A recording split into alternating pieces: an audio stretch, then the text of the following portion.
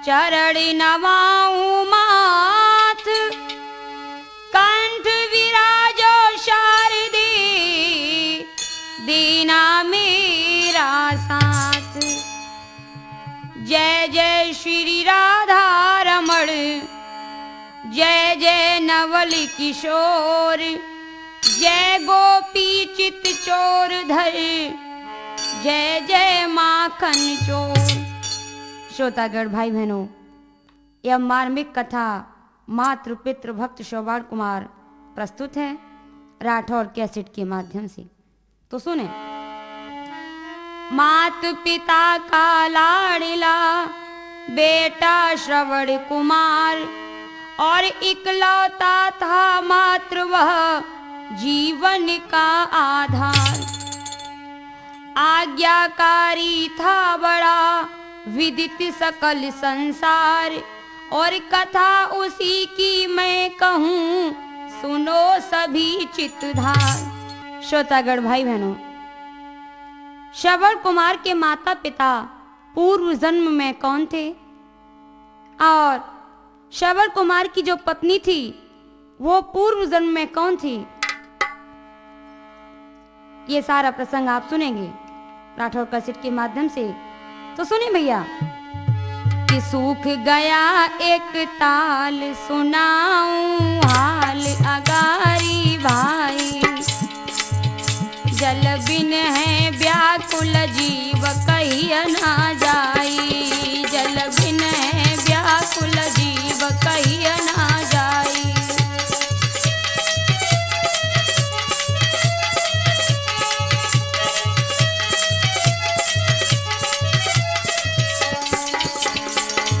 अरे एक कछुआ है रानी, सुनो ध्यान रहो घबराई, पानी की करे गुहार प्रभु से भाई, पानी की करे गुहार प्रभु से भाई।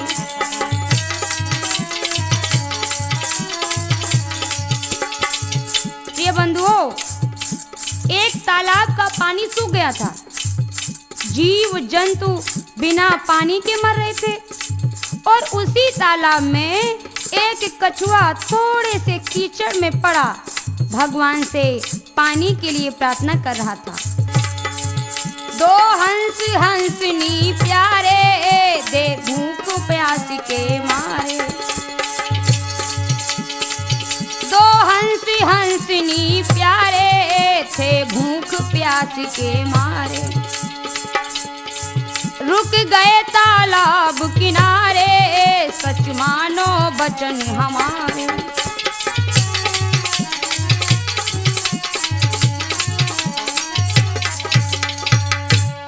जगह हंस और हंसनी का जोड़ा भी आ गया। वे दोनों पक्षी भूख से व्याकुल थे। जब उन्होंने उस कछुआ के चमकते हुए नेत्रों को मोती समझकर चुंग लिया तो भैया हुआ क्या कि दो नैना निकार लाई रे, दो खा हुई ओ भारी। हाँ, दो नैना निकार लाई रे, दो खा हुई ओ भारी।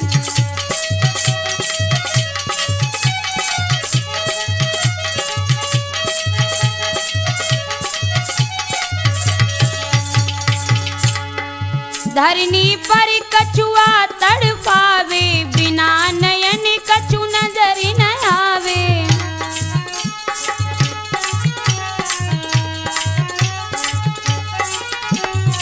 धरनी पर कछुआ तड़पावे, बिना नयन कछु नजर न आवे। अब होनी ने बादर पार दे रे, दो खा हुई ओ भारी। दो नैना निकार लाई रे, दो खा हुई ओ भारी।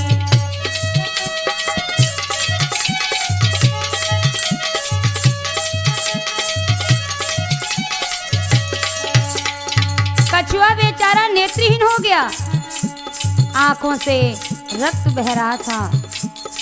कछुआ तड़पाते हुए बोला, अब मेरी जान बचन नहीं पावे, बैरिन चील ऊपर मड़रावे।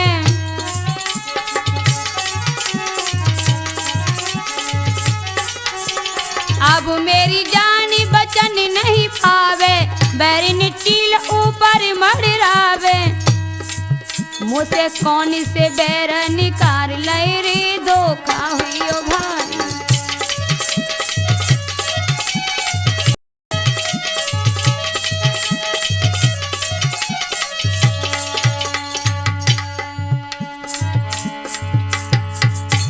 इस प्रकार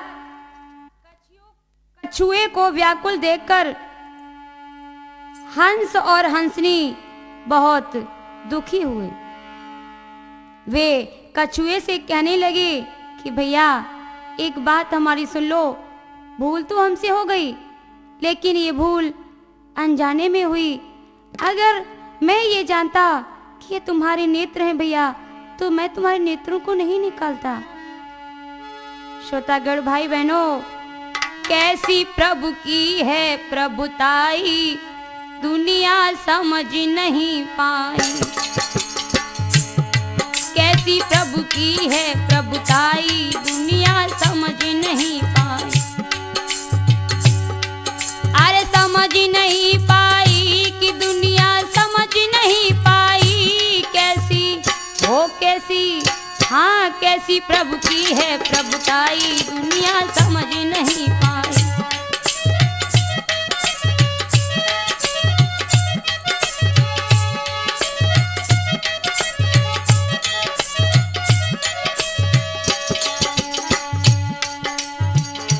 हंस और हंसनी कहने लगा,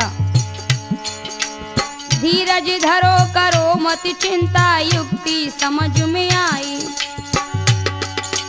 धीरज धरो करो मत चिंता, युक्ति समझ में आई। और इस लकड़ी को भैया अपने मुंह में ले दवाई। तुमको, हाँ तुमको समुद्र दे पहुंचाई, दुनिया समझ नहीं पाई। कैसी प्रभु की है प्रभुताई, दुनिया समझ नहीं पाई।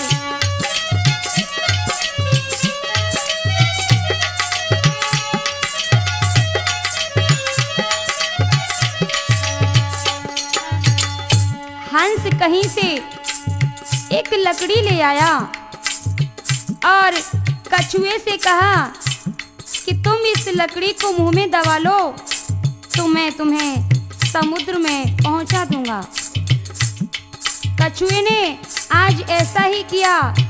अब वे दोनों हंस और हंसनी लकड़ी को लेकर उड़े तो भैया हुआ क्या, अरे लकड़ी लेकर उड़े हैं दोनों, कछुआ संग में जावे। लकड़ी लेकर उड़े हैं दोनों, कछुआ संग में जावे। और बिकट बनी में लगी आग है, होनी रंग दिखावे। कछुआ ओ कछुआ, कछुआ गिरो अगिन में जाई, दुनिया समझ नहीं पाई। कछुआ गिरो अगिन में जाई, दुनिया समझ नहीं पाई।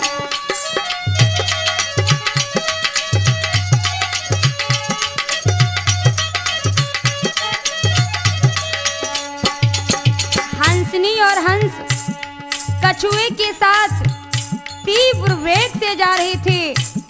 भगवान की माया से आगे जंगल में आग लग गई। अग्नि की लपटें आकाश को छू रही थीं। कछुआ अग्नि की लपटों को सहन नहीं कर पाया और भैया वो कछुआ उसी जंगल में, उसी अग्नि में गिर गया। अरे पीछे पीछे उड़ी चीलिया है गुस्सा में भारी। पीछे पीछे उड़ी चीलिया है गुस्सा में भारी।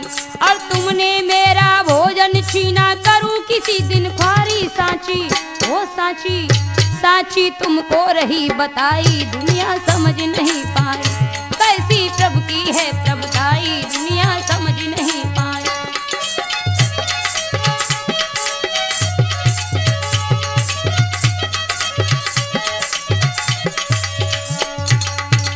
श्रोतागढ़ भाई बहनों, पीछे से वह चील भी उड़ती हुई हंस और हंसनी से क्रोध में बोली कि तुमने मेरा भोजन छीना है, इसलिए मैं यह वैर अगले जन्म में अवश्य निकाल लूंगी। अरे भैया, यह दृश्य और ये बात हंस और हंसनी ने सुनी और भैया उधर वो चील भी उसी अग्नि में गिर पड़ी, अपने प्राणों को त्याग दिया।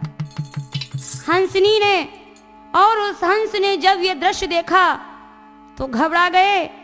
श्रोतागढ़ भाई बहनों, आज वह हंस और हंसनी भी उसी जंगल में, उसी अग्नि में जलकर भस्म हो गए।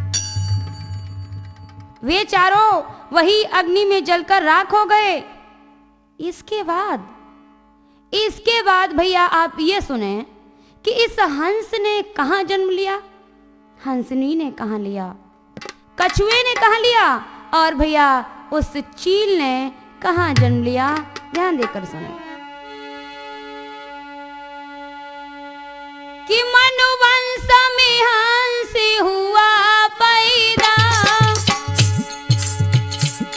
ओझालक ऋषि जो कहलाया, ओझालक ऋषि जो कहलाया। रघुकुल में अज की पुत्री बन रघुकुल में अज की पुत्री बन है जन्म हंसनी ने पाया।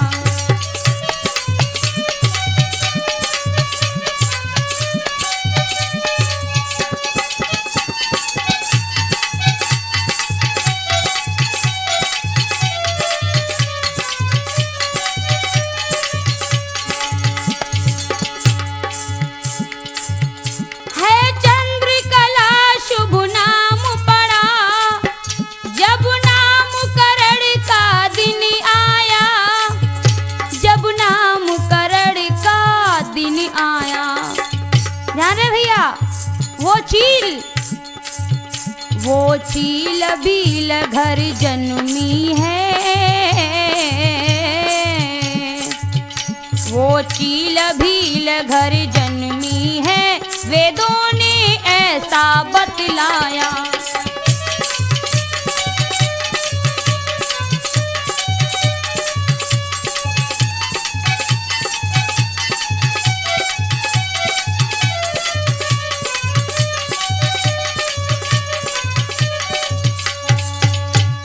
श्रोतागढ़ भाई बहनों, हंस ने पवित्र मनु वंश में जन्म लिया और उस हंस का नाम रखा गया ओझालक ऋषि। और हंसनी ने रघुकुल में अज की पुत्री के रूप में जन्म लिया। इनका नाम चंद्रकला रखा गया। तो भैया धीरे धीरे जब चंद्रकला बड़ी हुई तो उसे रहस्यपूर्ण ढंग से उद्यालक ऋषि को अर्पण कर दिया गया। चंद्रकला के गर्भ से नासकेतु का जन्म हुआ। तो एक दिन की बात है कि कामदेव के जोर से ऋषि हुए लाचार और किया अनैतिक कार्य नहीं मन में किया विचार।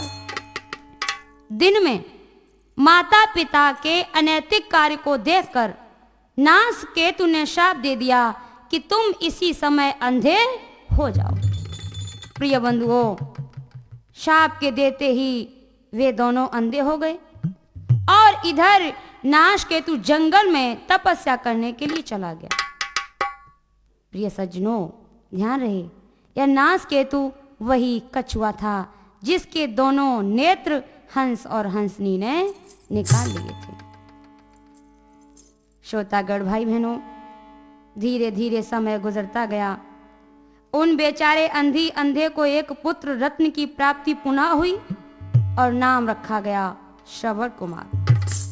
भाई बहनों, श्रवण कुमार जब बड़ा हुआ तो दैव योग से उसकी शादी उसी विद्या देवी के साथ की गई जो भील की कन्या थी। यही विद्या देवी पूर्व जन्म में चील थी। अब ध्यान दें भैया कि आगे क्या हो रहा है। विद्या देवी बहुत सुंदर युवती थी। वह श्रवण कुमार की सेवा मन लगाकर करती थी। श्रवण कुमार भी अपनी पत्नी विद्या देवी को बहुत प्यार करता था। लेकिन एक दिन आरे विद्यावती नारी श्रवण की कीनी चतुराई,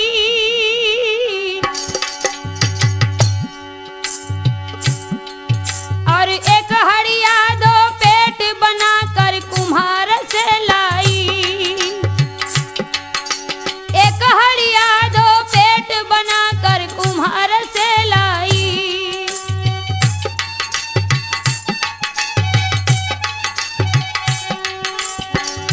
एक में खीर बनाती है और खटा महेरी बना रोज अंधों को खिलाती है।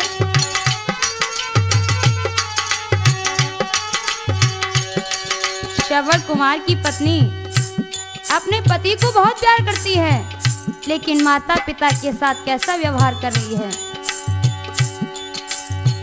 श्रवण एक दिन जल्दी आयो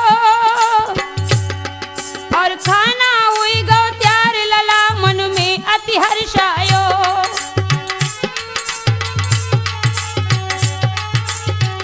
बदल गई धोखे से थारी और पिता खाए रहे खीर मगन मन में है अति भारी।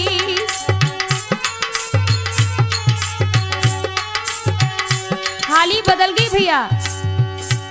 महेरी वाली थाली श्रवण कुमार के पास आ गई और जो खीर बनाई थी वह थाली विद्यावती ने अपने सास ससुर को दे दी। धोखा हो गया। महेरी श्रवण खाई है और आंखें हुई गई लाल, नारी को गिरा सुनाई है।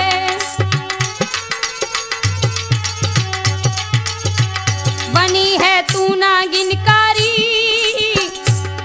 और माता पिता के साथ करी है घटियाई भारी। श्रवण कुमार ने यह जवाब दिया, तोय ना मुख दिखलाऊंगा और तीरथ करने माता पिता को मैं ले जाऊंगा।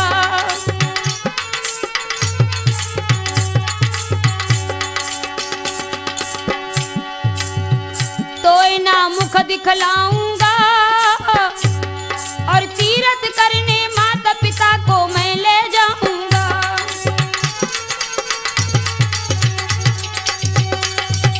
बंधुओं, अपनी पत्नी विद्या देवी के दुर्व्यवहार को देखकर श्रवण कुमार को बहुत दुख हुआ। उसने जंगल से चंदन की लकड़ी लाकर कांवर बनाई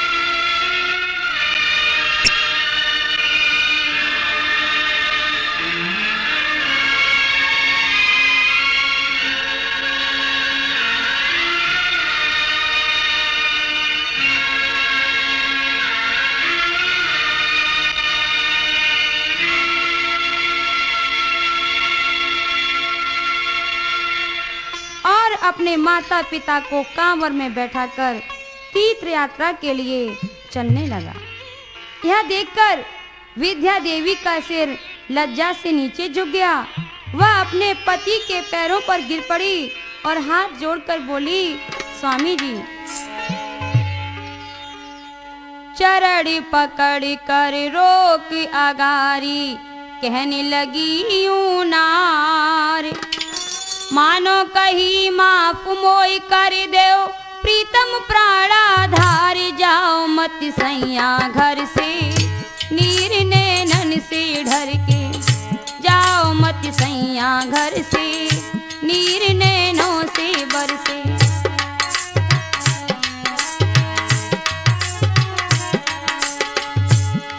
पति मानो मेरा कहना, तुम क्यों गुस्सा में छाए, भूल क्षमा मेरी कर दो, तुम्हें तरसन मेरा आए, भूल क्षमा मेरी कर दो, तुम्हें तरसन मेरा आए, पति के बिना नाथ नारी का है जीवन बेकार, जाओ मत सैया घर से, नीर नैनों से बरसे, जाओ मत सैया घर से।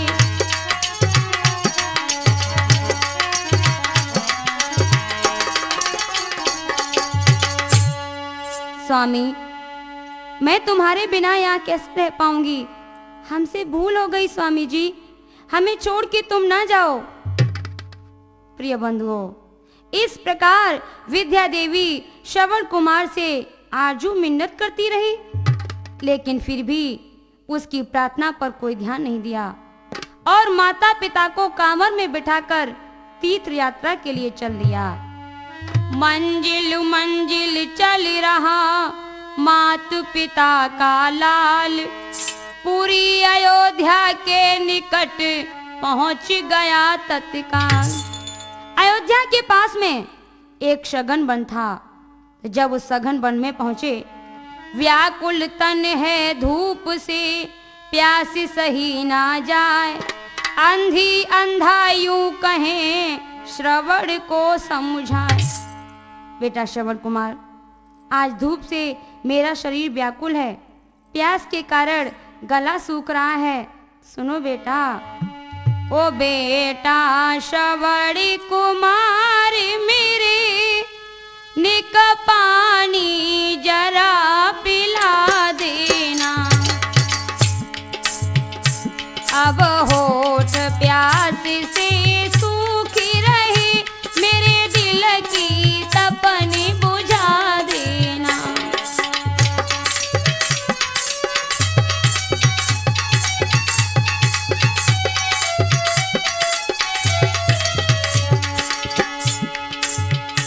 सुनो बेटा, ऊपर से रवि की तपन बहुत, पृथ्वी भी आगे उगलती है,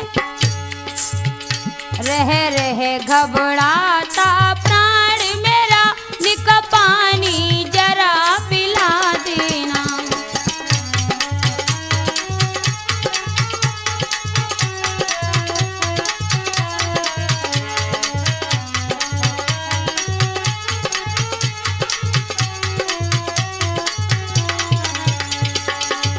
हो कहीं अगर शीतल छाया, कुछ मिले तसल्ली इस तन को,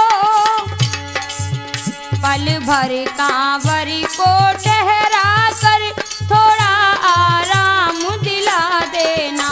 ओ बेटा श्रवण कुमार मेरे, निक पानी जरा पिला देना।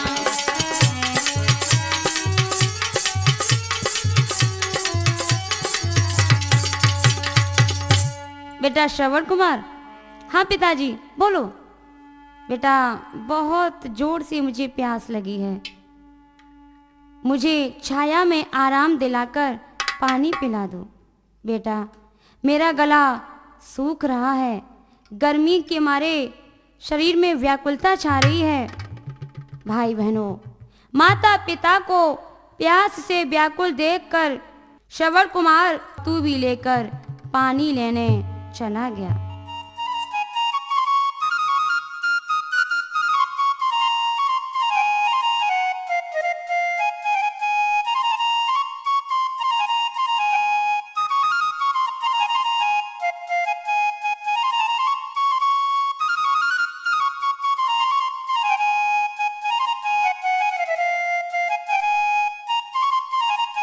धीरे धीरे जब शाम हो गई तो श्रोतागढ़ भाई बहनों ध्यान दें कि हौले हौले वन वन डोले पानी बिन कछु न सुहाई रे हैं प्यासे पिता और मैया। हौले हौले वन वन डोले पानी बिन कछु न सुहाई रे हैं प्यासे पिता और मैया।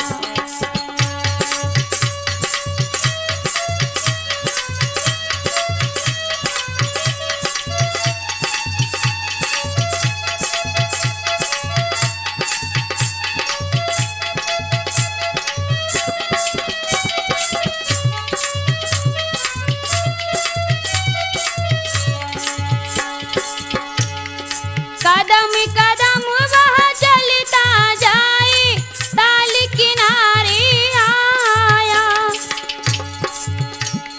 शीतल नीर भरा था उसमें देखे बहुत हर्षाया। ओ भैया देखे बहुत हर्षाया। तू भी ला कर बैठा जाकर भरने का किया उपाय रे हैं प्यासे पिता और मैया।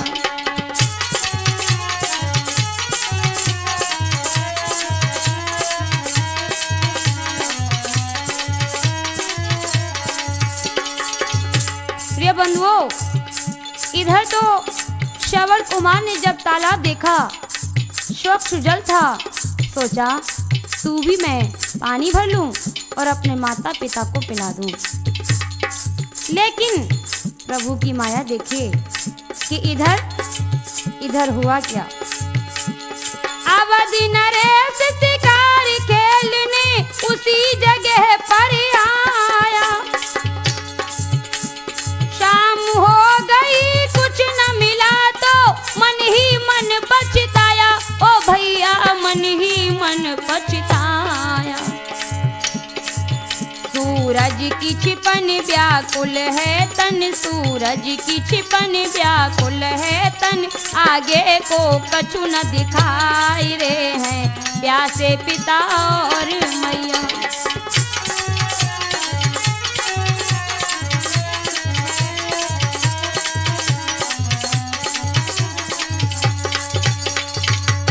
अवध नरेश दशरथ शिकार खेलते खेलते उसी जगह पर आ जाते हैं और इधर शाम हो गई मगर उनका शिकार अभी तक न मिला।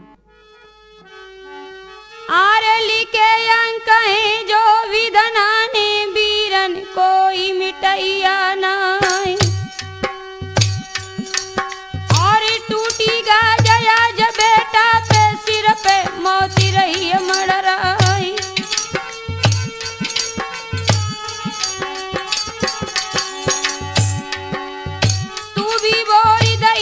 भीतर जल से डब डब शब्द सुनाए और झुकी रहनी अंधियारी भैया आगे पीछे कछु न दिखाए।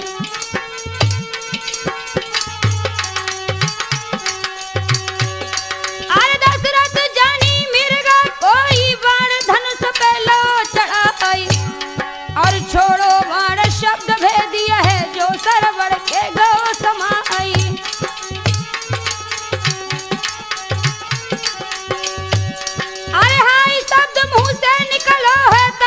खून रुकत हुए ना आए और खाई पछाड़ गिरो धरनी पे संगीता सच रही बताई।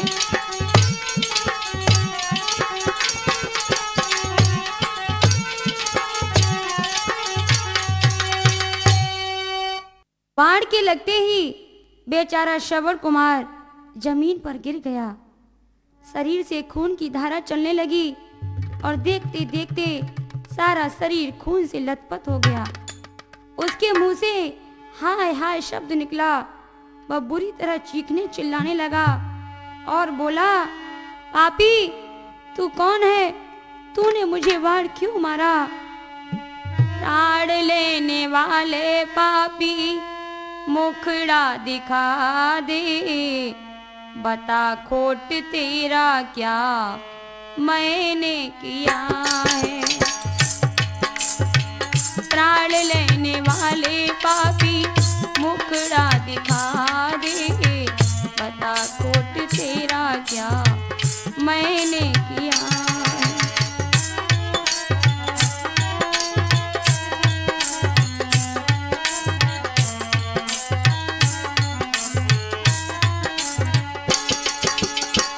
माता पिता है अंधे तीरथ को आए, माता पिता है अंधे तीरथ को आए, बिकट बनी में दोनों प्यास ने सताए।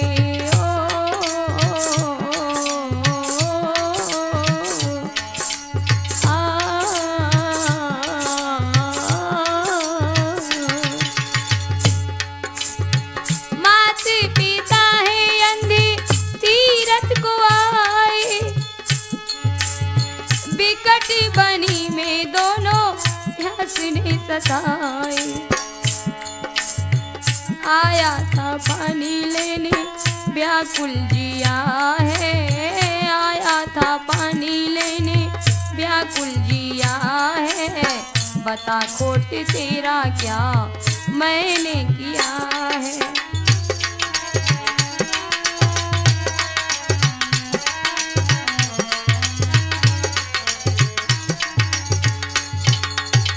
श्रवण कुमार की करुणा भरी पुकार सुनकर दशरथ वहां पहुंचे तो उनका कलेजा दहल गया, हृदय की धड़कन बढ़ गई। हाय हाय, हे प्रभु ये क्या हुआ? मैंने तो अपने भांजे को ही बाण मार दिया।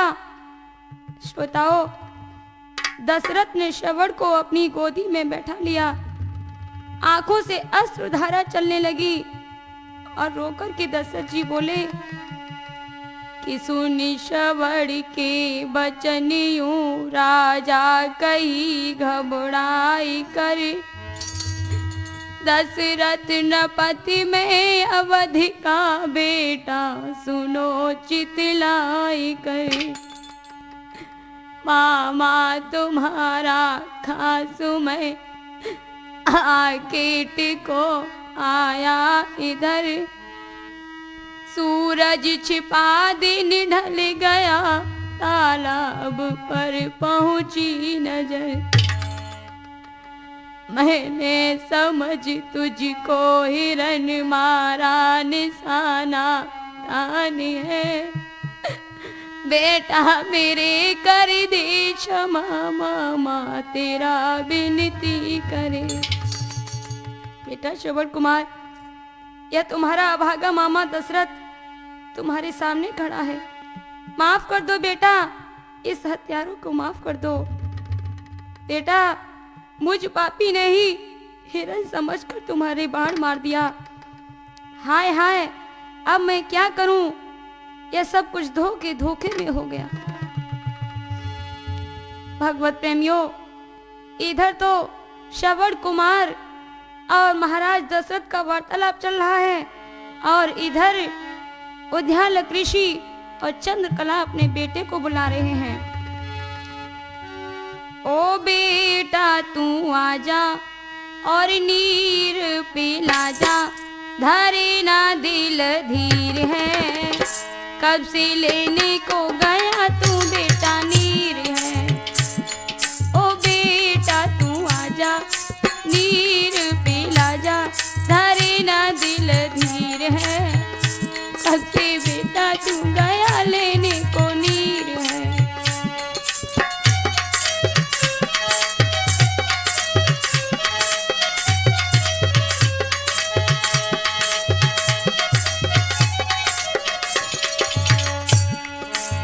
तुमने ये जले हमसे लाने को कहा था, लाऊंगा तू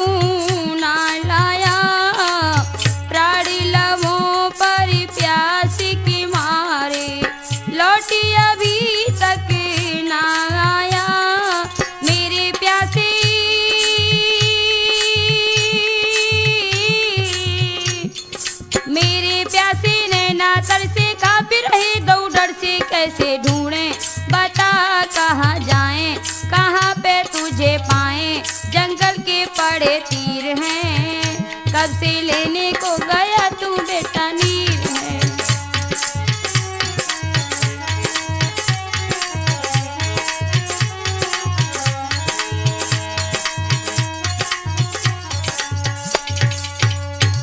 आ जाओ मेरे लाल, आ जाओ, आज इतनी देर कहाँ लगा दी, अब तो तुम्हारे बिन पल पल वर्षों के समान कट रहा है।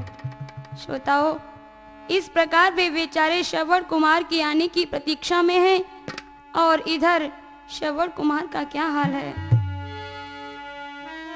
आरे तीर कलेजे लगा श्रवण के, घाव भयो गंभीर,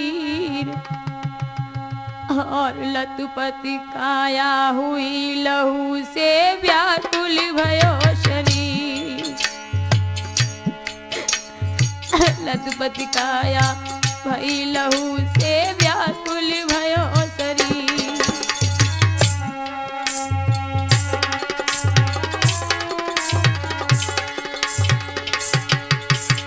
घर से कांवर लेके आया, तीरथ इन्हें कराऊंगा,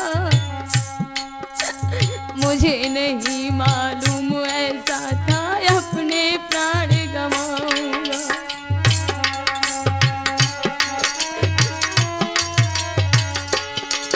अरे हाय हाय मैं मात पिता के अब ना दर्शन पाऊंगा, और अंत समय अब मेरा आया, मैं सुरपुर को जाऊंगा। अंत समय अब मेरा आया, मैं सुरपुर को जाऊंगा।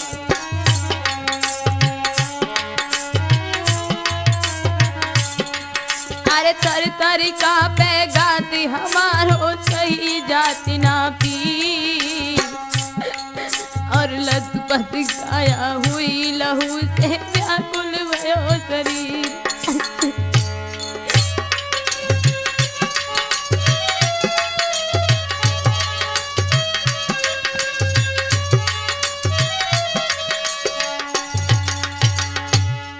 अयोध्या नरेश बेटा श्रवण की हालत देखकर फूट फूट कर रोने लगे, उसे धैर्य बंधाने लगे, मगर श्रवण कुमार की जुबान पर माता पिता के अतिरिक्त और कुछ नहीं आता था। वह अंत में दशरथ से बोला, मामा मामा अब तो सारा खून शरीर से निकल गया, मैं ज्यादा देर जीवित नहीं रहूंगा, अतः मेरी एक अंतिम इच्छा है मामा, उसे पूरा कर दो। श्रद्धागढ़ भाई बहनों, दशरथ ने जवाब दिया, बोलो बेटा तुम्हारी अंतिम इच्छा क्या है, मैं उस इच्छा को पूरा करूंगा। आज श्रवण टूटते स्वर में बोला कि मामा प्रभु तेने कैसी विपत्ति डारी, छूटे प्यासे पित और मात। प्रभु तेने कैसी विपत्ति डाली, छूटे प्यासे पित और मात।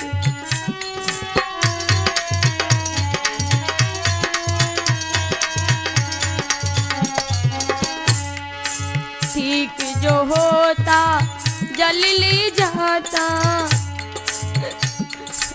मात पिता को जाके पिलाता।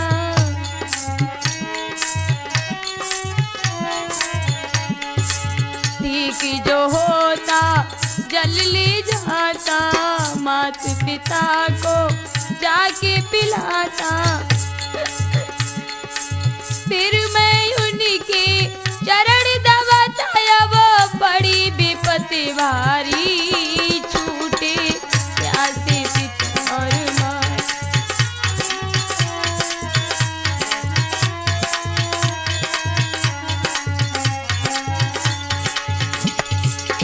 मामा जल ले करके जाना, मात पिता को पानी पिलाना। बाद में मेरा हाल बताना, अब पल पल है भारी, छूटे प्यासे पित और मारी।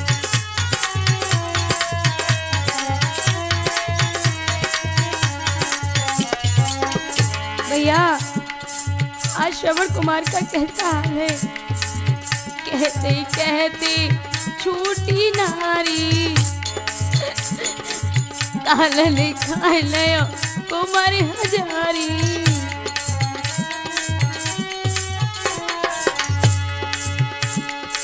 कहते कहते छूटी नारी, काल लिखा लयो कुमार हजारी। देखो लीला प्रभु की सारी, काया पड़ी रही प्यारी, छूटे प्यासे पित और मारी।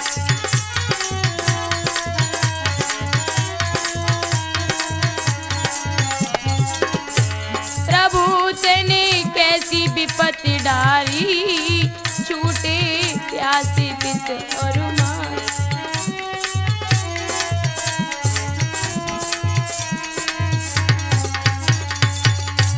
मामा मैं तो जा रहा हूँ इस संसार से, लेकिन मेरे दिल में एक ही बात रह गई कि मैंने अपने प्यासे माता पिता को पानी नहीं पिलाया। हे मामा, मेरे मरने के बाद मेरे प्यासे माता पिता को पानी अवश्य पिला देना, नहीं तो वो मेरे वियोग में ही प्यासे ही दम तोड़ देंगे। श्रोतागढ़ भाई बहनों, आज इतना कहकर और धीरे धीरे धीरे धीरे श्रवण ने अपने प्राणों का त्याग कर दिया। और इधर राजा ने क्या किया कि जल ले करके चल दिए दुखी भये भूपाल, अंधी अंधे के निकट पहुंच गए तत्काल। तू भी मैं जल लेकर राजा दशरथ अंधी अंधों के पास पहुंचे। प्यासे थे बेचारे दोनों, जंगल में भारी तड़प रहे, जल लेकर दशरथ मौन खड़े, कैसे बोले थे डरप रहे।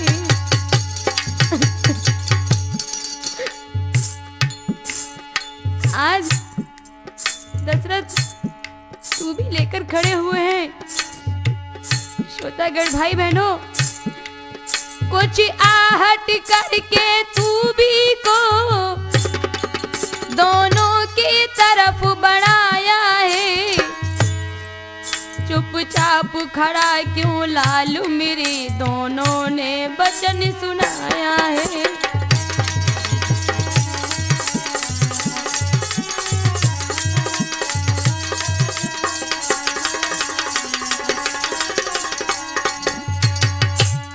भी को तो उन्होंने हाथ में पकड़ा दिया, लेकिन पानी पीने से पहले उद्यालक ऋषि और चंद्रकला बोले, बेटा बेटा तूने इतनी देर कहाँ लगा दी, तू कहाँ गया था?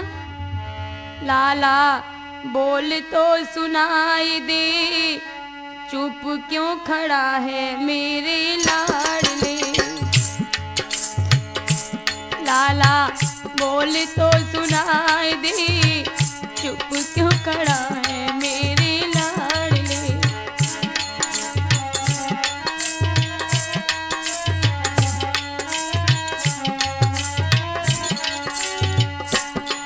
अरे बड़ी देर में बेटा मेरे तू जल लेकर आयो,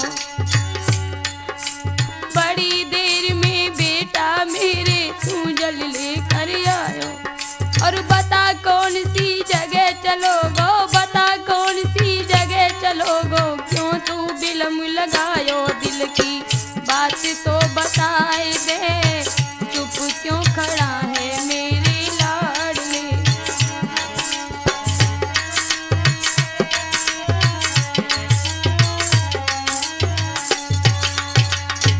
पूछते पूछते काफी देर हो गई, राजा दशरथ नहीं बोले। बोलते ही कैसे, वे तो पापी थे और पापी का बंधुओं हृदय कमजोर होता है, वह सिर उठा के कभी किसी से बात नहीं कर पाता। इधर चंद्रकला और उद्यालक ऋषि ने समझ लिया कि अब मेरा बेटा श्रवण कुमार नहीं है। अरे यह तो कोई छलिया मालूम होता है। वह क्रोध में बोले, श्रोतागण भाई बहनों, क्रोध में आकर के ये बोले,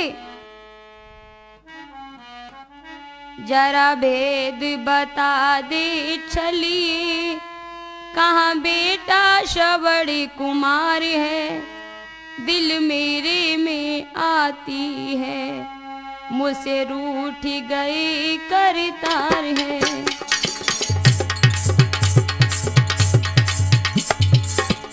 जरा भेद बता दे चलिए, कहाँ बेटा श्रवण कुमार है, दिल मेरे में आती है, मुझसे रूठ गए करतार है।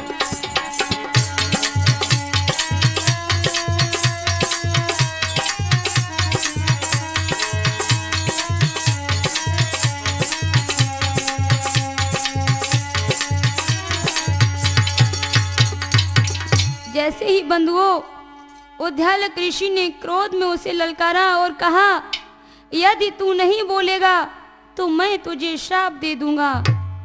भैया, श्राप की बात सुनकर राजा दशरथ भय से कांपने लगे और हिलकी भरकर बोले कि जल से गए भीगी दो नैना, फिर न अपने बचन उचारा है,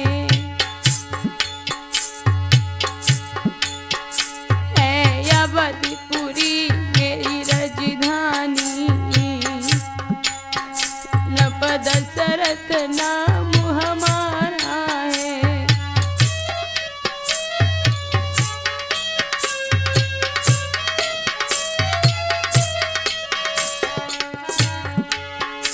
आखिट करन को आए थे, हो गया विपिन में अंधियारा, तालाब तीर जल भरे, कुमर मृग समझवाण हमने मारा।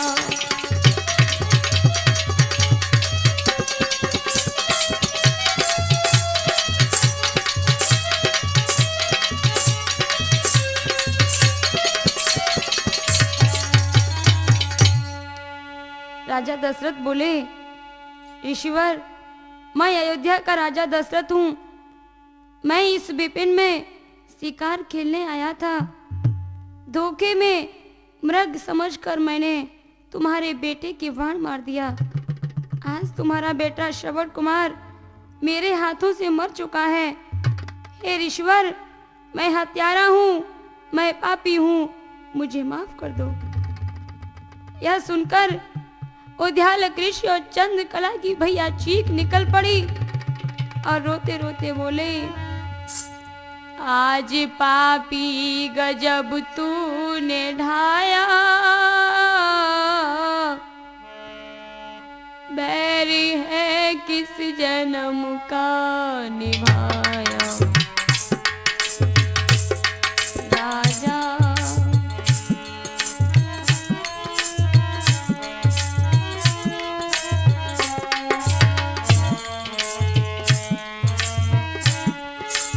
दशरथ, तुमने मेरे साथ ये क्या कर दिया?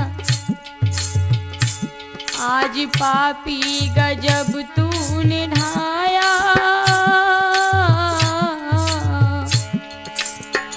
बैरी है किस जन्म का निभाया। राजा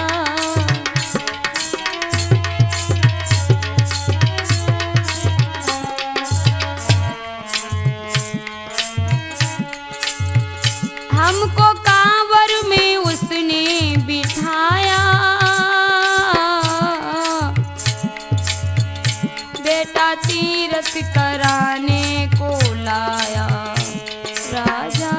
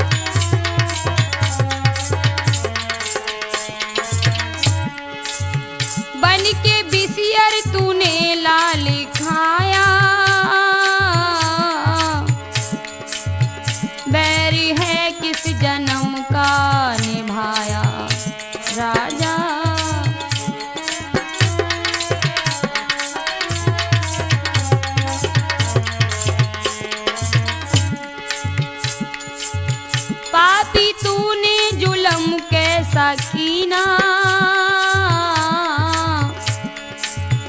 लाल हमसे हमारा है छीना राजा।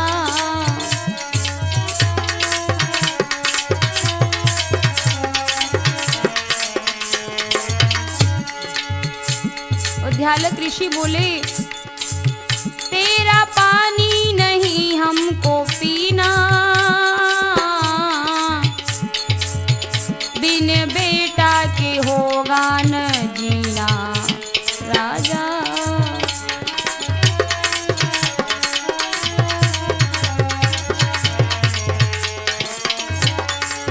हे प्रभु क्या समय ये दिखाया, बैरी है किस जन्म का निभाया राजा।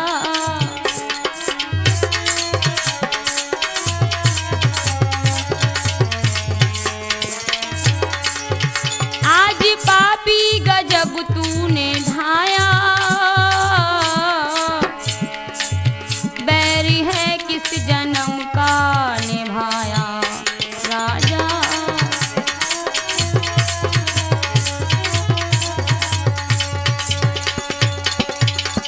श्रोताओ, बेचारे वे दोनों बुरी तरह से बेटे की याद में तड़प रहे हैं।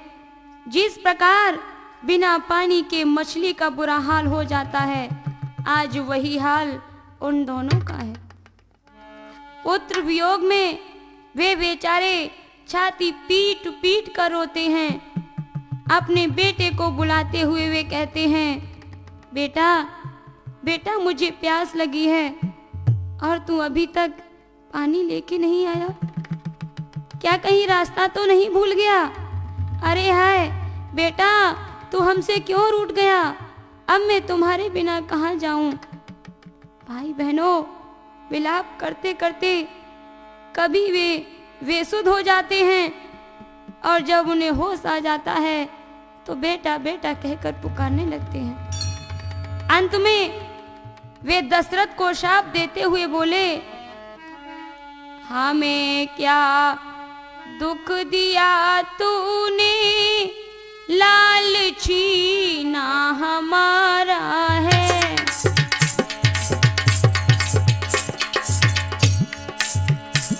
तुझे हम श्राप देते हैं, डरे ना जो वह तारा है।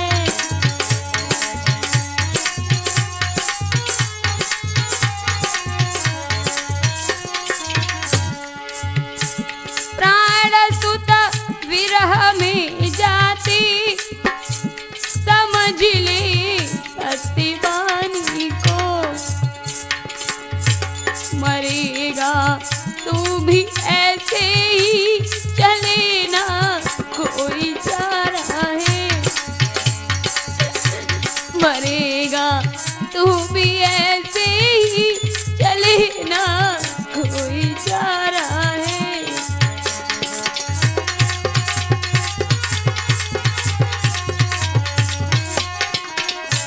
हमें क्या दुख दिया तूने, लालची ना हमारा है।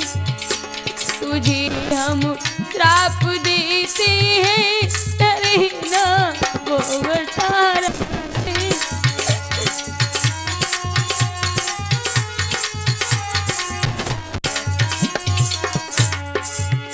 उद्यालक ऋषि रोते हुए बोले कि महाराज दशरथ, मेरा सुत का सताएगा, समय तुझ पर भी आएगा। मेरा सुत का सताएगा, समय तुझ पर भी आएगा। तभी तेरे प्राण जाएंगी, रोएगा कुटुंब सारा है।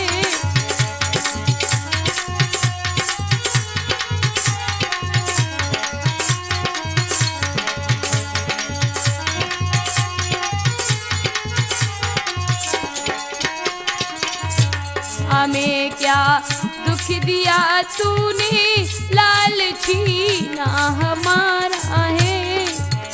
तुम्हें हम श्राप देते हैं, चले ना जो हटा रहा है।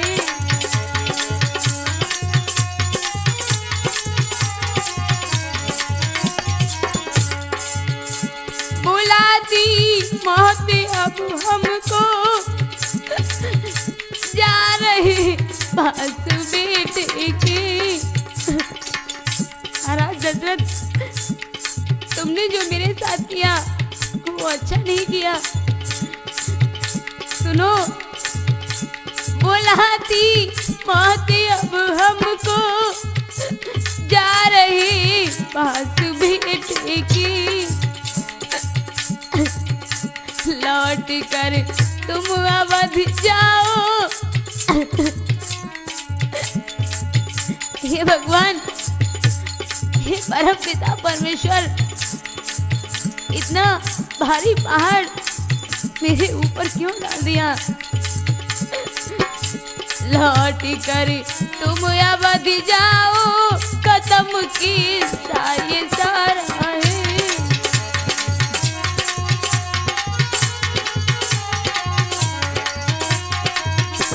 हमें क्या दुख दिया तूने, लाल छीना हमारा है। तुम्हें हम श्राप देते हैं, तरे ना जो हटा रहा है।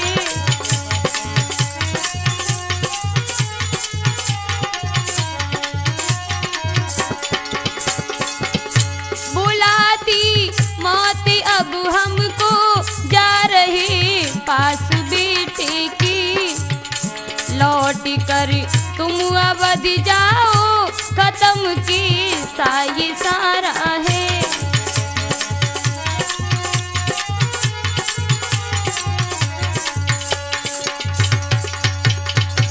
इस प्रकार दशरथ को श्राप देकर उद्यालक ऋषि ने अपने प्राण छोड़ दिए। इसके पश्चात चंद्रकला ने भी अपने प्राण छोड़ दिए।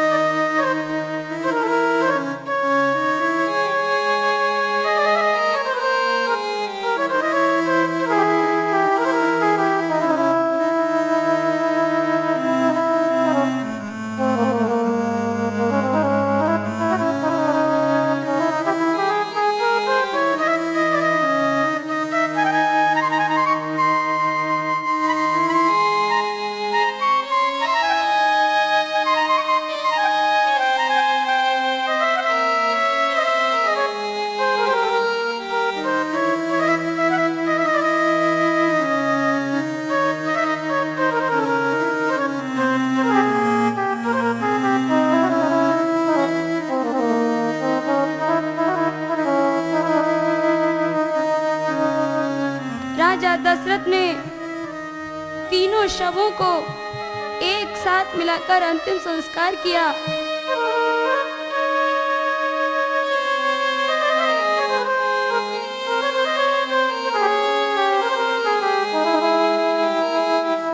और दुखी होकर वह अपनी अयोध्या के लिए वापस चले गए। श्रोतागण भाई बहनों, इस तरह से आपने श्रवण कुमार की बहुत ही मार्मिक कथा राठौर कैसेट के माध्यम से सुनी। धन्यवाद।